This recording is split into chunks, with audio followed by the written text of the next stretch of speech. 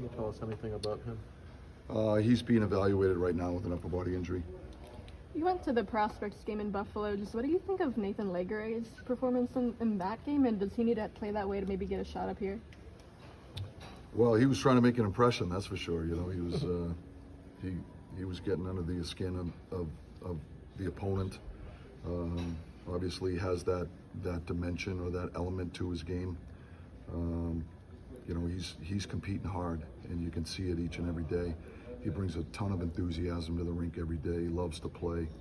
You can see that passion in his game. I think that's when players are at their best. And so I think Nathan's given himself every opportunity to maximize what he has here.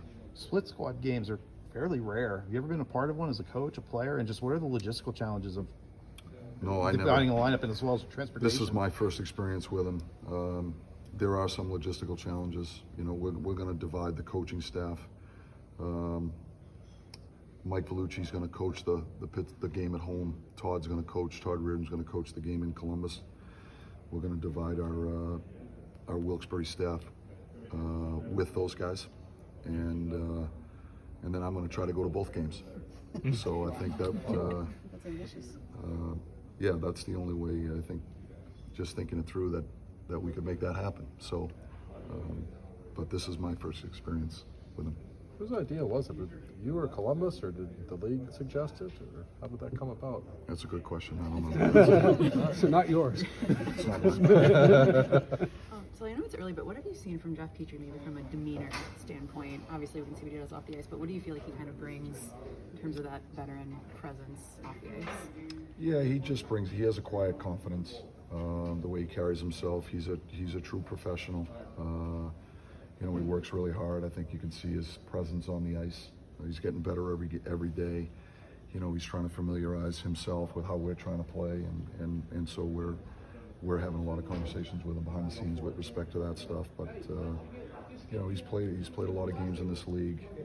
He's a very good defenseman on both sides of the puck. We're real excited about what he can bring to this group. Mike, going back to Jeff Carter, ever since he's come into the group, you've talked about how adding his leadership to what the already established leadership group that was here has been really pivotal for the team.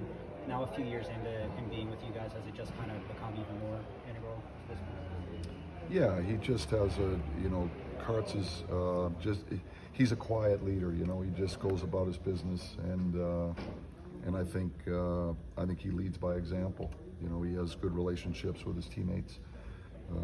You know, there's certain players I think that have really gravitated to Karts. Cappy, for example. You know, I know they've got a real good relationship, and Karts has done a real good job in trying to mentor Cappy and trying to help him along the way and share his experiences. And that's the type of leader that he is, and that's what he brings to the group. You know, it's a quiet leadership, but it's very effective. Do you see an ideal place in the lineup where Danton Heinen's the perfect fit, or is he just so malleable that you just want to use him wherever you need to have a need that day, or just? Well, I think one of the greatest values in Danton's game is his versatility. You know, it's you know, those guys aren't easy to find, and the ability to play up and down the lineup in different roles, I think, is really I think it's an advantage for a player in so many ways, and that's one of the things that attracted us to Danton is we can move him up and down the lineup. He can play both wings. You know, if we chose to, we could use him on the penalty kill. We just chose not to at this point, but we know he's capable of it. He has experience on the penalty kill, but I find he's got really good offensive instincts. I think he's good on a power play. You know, we can move him in the top six if we need to. You know, but he can play in the bottom six. He's a conscientious player, and he can play the style of play that we're trying to play. I thought he fit in with our team really well last year, and I think he's had a strong camp to this point. What, if anything, have you seen from Drew through the early part of this camp that might suggest some of the experience he had last year carried over?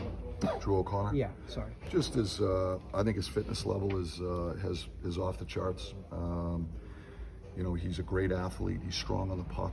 He's a good skater. He's got a long reach. You know, he's another guy I think that's versatile. You know, he played some center last year. He can play the wing. You know, I think in our lineup, he's probably better suited to play the wing. You know, he's big and strong. He's good on the wall.